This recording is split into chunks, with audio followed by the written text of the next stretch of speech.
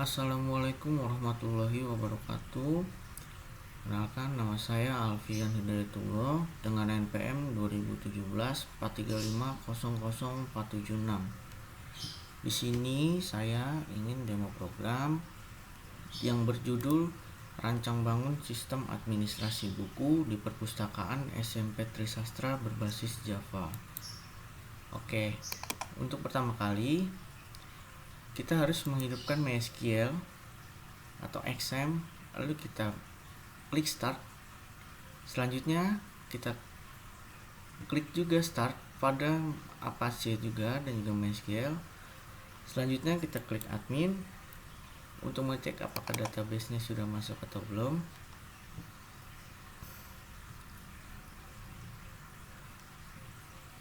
Apabila database-nya belum masuk, bisa kita masukkan database-nya pada localhost.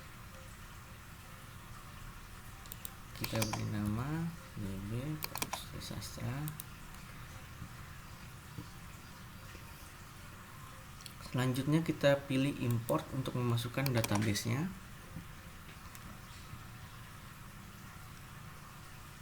Kita pilih choose file. Lalu kita pilih database-nya.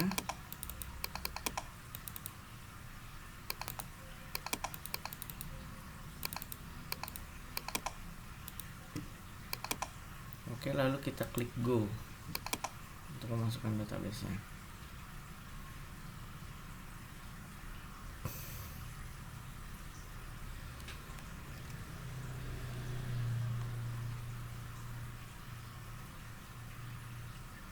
Oke, database sedang dimasukkan ke dalam PHP MyAdmin atau localhost, sedang berjalan, dan database sudah berhasil diimport ke dalam localhost. Oke, selanjutnya kita masuk ke dalam aplikasi yang sudah dibuat dengan format jar atau sudah dibuild di dalam NetBeans. Langsung saja kita buka.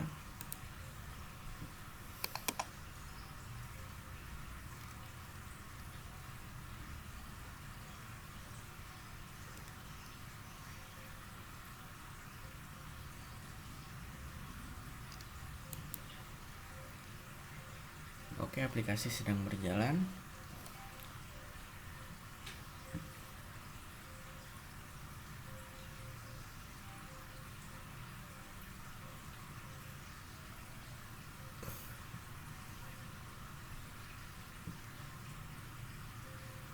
Oke, dan ini adalah tampilan menu login pada perpustakaan SMP Trisastra.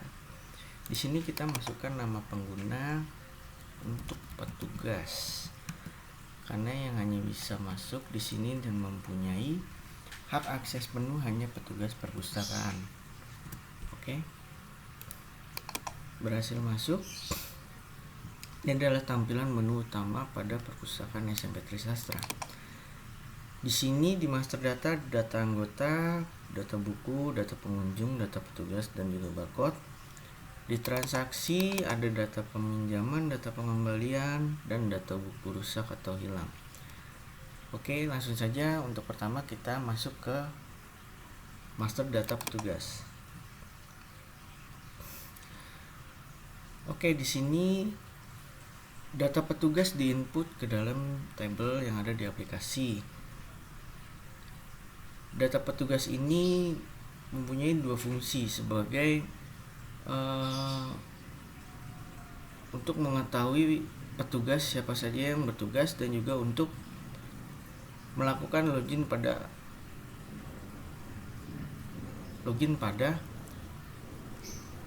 menu login. Dan ini di sini kita masukkan nicknya, kita masukkan namanya, kita masukkan tempat lahir, kita masukkan tanggal lahirnya,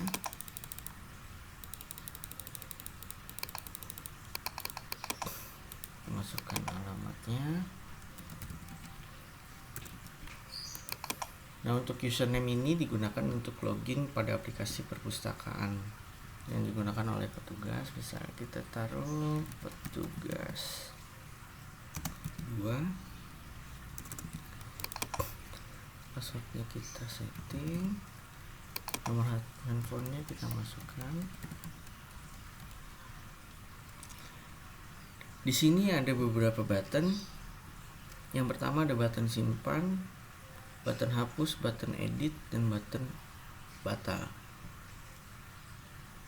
Dan juga ada button cari. Di sini ketika kita ingin menyimpan data tersebut pada tabel, kita akan klik pada button simpan, maka data akan tersimpan pada tabel. Apabila ingin mengedit lalu membatalkan untuk mengeditnya, maka kita klik button batal. Apabila kita ingin mengedit, misalnya namanya Aldi L, lalu kita klik pada button edit dan data berhasil diubah. Kemudian apabila ingin menghapus data, maka klik button hapus.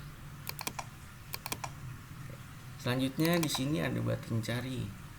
Di sini kita bisa mencari petugas yang terdaftar dalam perpustakaan. Misalnya kita cari namanya Ridwan. Kita klik button cari, maka akan muncul data dengan nama Ridwan. Oke, selanjutnya kita kembali ke menu utama untuk masuk ke data buku. Di sini ada ID buku, kode barcode, judul buku, nama penerbit, tahun terbit, pengarang, dan stok buku. Di sini pada ID buku sudah ternomorin dengan otomatis. Jadi setiap ada buku baru yang masuk, nomornya akan terus berjalan sampai seterusnya. Oke, di sini pada kode barcode ini sebenarnya kita bisa memakai aplikasi tambahan untuk scan pada barcode buku tersebut, atau mungkin bisa memakai alat seperti scan gunner, tapi dengan cara kursor tersebut harus diarahkan ke dalam text kode barcode. Nah, di sini kita coba masukkan kode barcode-nya. Oke, kita masukkan judulnya. Masukkan nama penerbit, kita masukkan tahun terbitnya, misalnya kita taruh 2015, pengarangnya, dan di stoknya misalnya kita taruh 40. Di sini ada label total buku, dan sini juga ada beberapa button simpan, hapus, batal, dan ubah. Dan di sini juga ada button pencarian. Apabila kita ingin menyimpan data tersebut ke dalam tabel, maka kita klik button simpan, maka data berhasil disimpan ke dalam tabel, dan otomatis pada label total buku di sini akan bertambah menjadi 49 sesuai dengan jumlah buku yang masuk ke dalam tabel buku tersebut.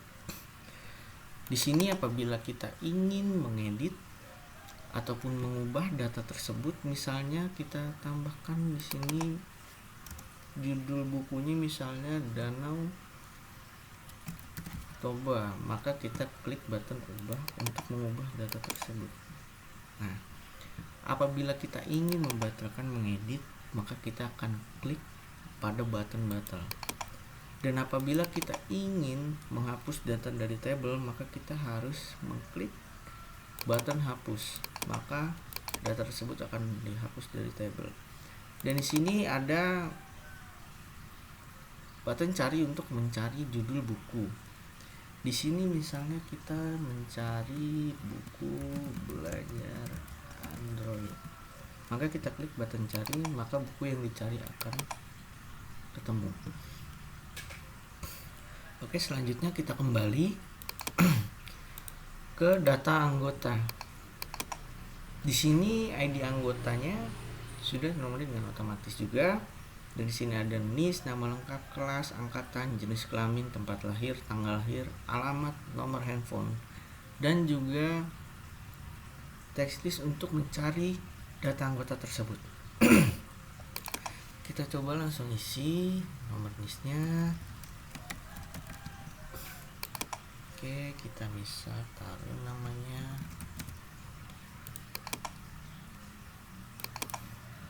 kita pilih kelas 8 angkatan 2019 misalnya, pilih laki-laki, tempat lahir Jakarta, tanggal lahirnya kita pilih 95, alamatnya di Tebet, nomor handphonenya kita masukkan sesuai dengan nomor handphone anggota. Oke, di sini ada beberapa button. Yang pertama ada button simpan, button hapus, button ubah, button batal, dan juga button cari. Apabila kita ingin menyimpan data tersebut pada tabel, maka kita akan mengklik button simpan, maka data akan tersimpan pada tabel data anggota. Apabila kita ingin mengubah, misalnya nama anggota tersebut kurang, misalnya RDM, maka kita akan bisa mengedit dengan mengklik button ubah. Oke. Lalu ketika kita ingin batal mengubah data pada tabel anggota, maka kita klik button batal. Dan jika ingin menghapus data anggota tersebut pada tabel anggota, maka kita klik button hapus. Dan di sini ada button cetak KTA. Fungsinya untuk mencetak kartu tanda anggota perpustakaan. Karena di perpustakaan ini setiap siswa yang ingin meminjam buku maka harus mendaftar menjadi anggota. Oke, di sini ketika kita klik button cetak KTA,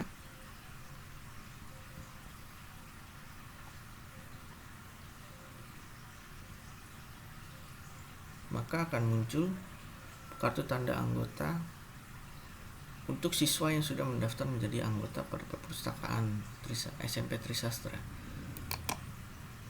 Oke, di sini juga ada button cari, fungsinya untuk mencari data anggota pada tabel anggota. Misalnya kita cari Zainal, kita klik button cari, maka data tersebut akan muncul pada tabel anggota.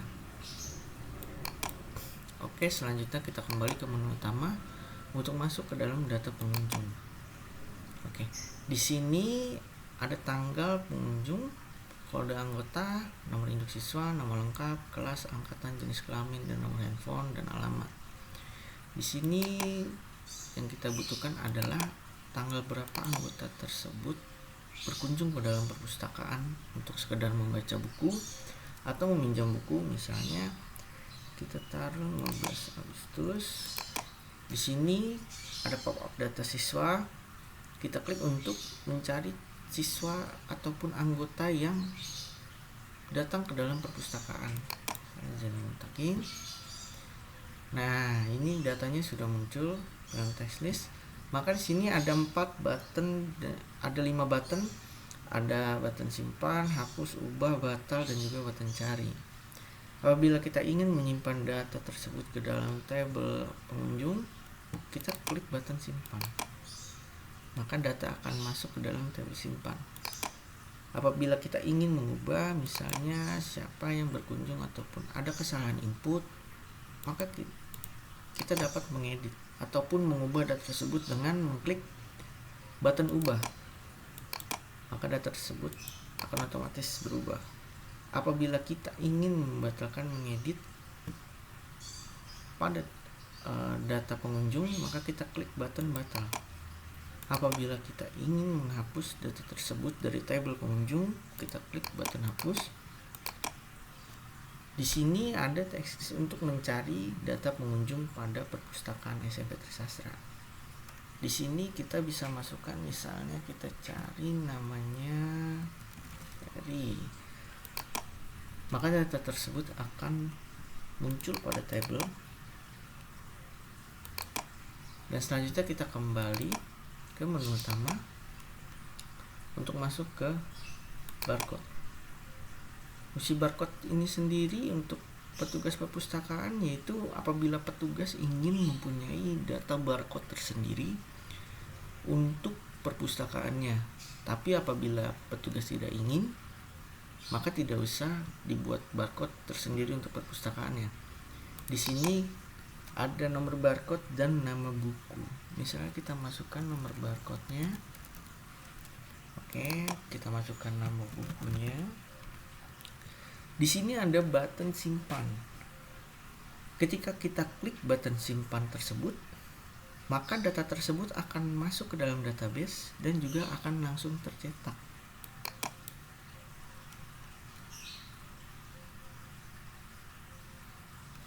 Ya, ini dia adalah tampilan barcode-nya. Apabila petugas ingin membuat barcode tersendiri untuk perpustakaannya, oke, kita kembali ke menu utama untuk masuk ke data peminjaman. Di sini ada ID transaksi, kode anggota, nama kelas, ID buku, judul buku, nama penerbit, dan yang lain-lainnya. Di sini ID transaksi langsung ternomori dengan otomatis setiap ada transaksi peminjaman yang dilakukan oleh anggota perpustakaan. Di sini misalnya kita tarik datanya anggota, misalnya kita tarik Zainal Mutakin, ID buku yang kita pilih misalnya 003. Di sini stok bukunya ada 4. Apabila anggota meminjam misalnya 2, maka di sini stok buku yang telah dipinjam akan berubah menjadi 2. Dan di sini kita tentukan kapan anggota tersebut meminjam buku pada perpustakaan. Misalnya kita tanggal 13 Agustus. Di sini ada keterangan batas peminjaman hanya 7 hari. Apabila lebih dari 7 hari, denda 2.000 per hari. Di sini ada 5 button dan juga ada label total buku dipinjam. Ketika ingin menyimpan data anggota yang meminjam buku pada perpustakaan, maka bisa kita klik button simpan, maka data akan berhasil disimpan. Ketika kita ingin batal mengedit, kita akan klik tombol batal. Oke, ketika kita ingin mengubah misalnya jumlah peminjaman yang dilakukan oleh siswa, misalnya kita tambah jadi 3, maka di stok buku yang telah dipinjam akan berkurang menjadi 1. Lalu kita bisa klik button ubah, maka data akan berubah. Di sini ada button cari yang digunakan untuk mencari data peminjaman yang dilakukan oleh anggota. Misalnya kita cari namanya Zainal. Di sini tinggal kita klik button cari,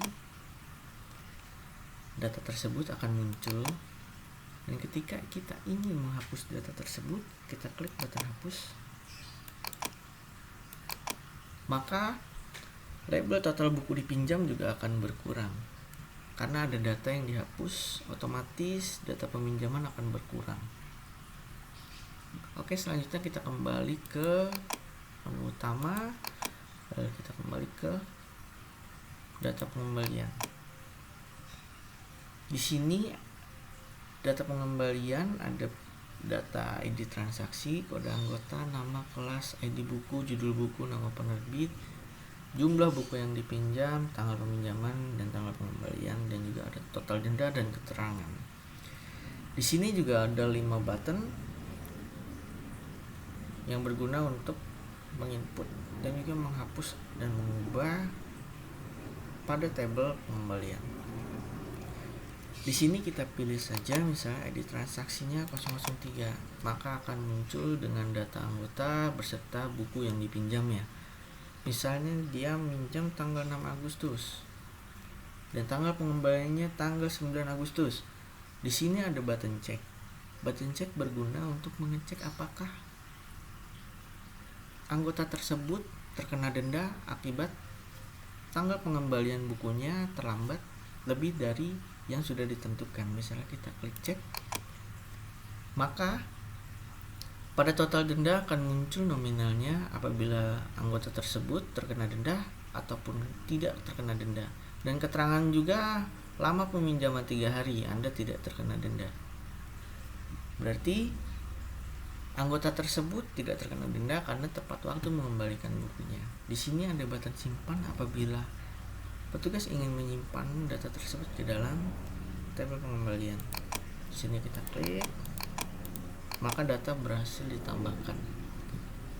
Apabila petugas ingin mengedit, misalnya tanggal pengembalian jadi tanggal 11, lalu kita cek lagi untuk petugasnya apakah anggota tersebut terkena denda pada pengembalian buku. Ternyata tidak, maka petugas dapat klik button ubah untuk mengubah data tersebut. Kita klik button ubah dan data berhasil diubah. Dan di sini ada button batal apabila petugas tidak jadi mengubah data di tabel pengembalian. Di sini ada button cari untuk mencari data anggota yang sudah mengembalikan buku ke perpustakaan. Misalnya kita cari Zainal, kita klik button cari, maka data tersebut akan muncul. Nah, untuk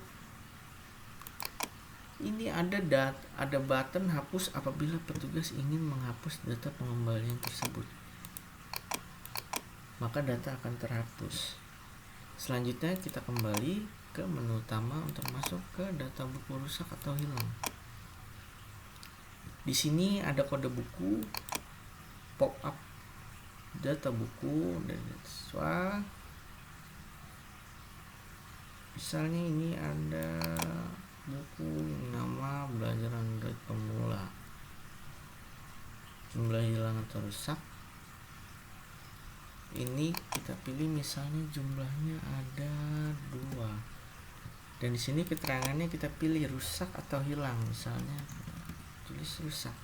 Dan di sini ada label total buku. Fungsinya untuk mengetahui data buku rusak atau hilang pada kerusakan. Di sini juga ada 5 button. Ada button simpan, hapus, button ubah, dan cari. Di sini apabila petugas ingin menyimpan data tersebut pada tabel, maka petugas harus mengklik button simpan, maka data akan tersimpan pada tabel data buku rusak atau hilang. Apabila petugas ingin batal mengubah, maka klik button batal. Dan apabila petugas ingin mengubah misalnya buku tersebut keterangannya menjadi hilang, maka petugas dapat mengklik button ubah, maka data berhasil diubah pada tabel data buku rusak atau hilang. Dan apabila petugas ingin menghapus data, maka petugas dapat mengklik button hapus. Di sini ada button cari apabila petugas ingin mencari data buku yang rusak atau hilang. Misalnya kita cari dari belajar Android. Kita klik button cari, maka data tersebut akan muncul. Oke, kita kembali ke menu utama untuk masuk ke menu laporan. Di sini laporan yang dibuat oleh petugas perpustakaan ada data anggota, data buku, data pinjaman, pengembalian, buku rusak, dan data pengunjung. Di sini apabila kita klik data anggota, maka akan muncul reportnya ataupun laporan untuk diserahkan kepada petugas, akan diserahkan kepada kepala sekolah. Oke, kita kembali masuk ke laporan buku. Di sini juga akan muncul ketika diklik masuk untuk diberikan ke kepala sekolah. Kita klik laporan peminjaman.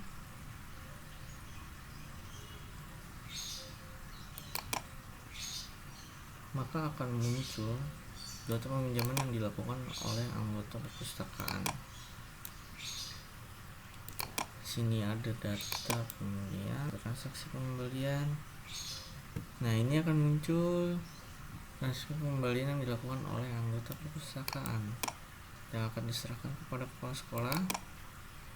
Di sini ada data buku rusak atau hilang, diberikan kepada kepala sekolah.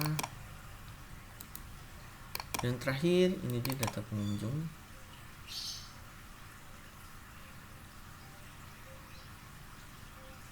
yang akan diserahkan juga kepada kepala sekolah. Oke, kita kembali ke menu utama.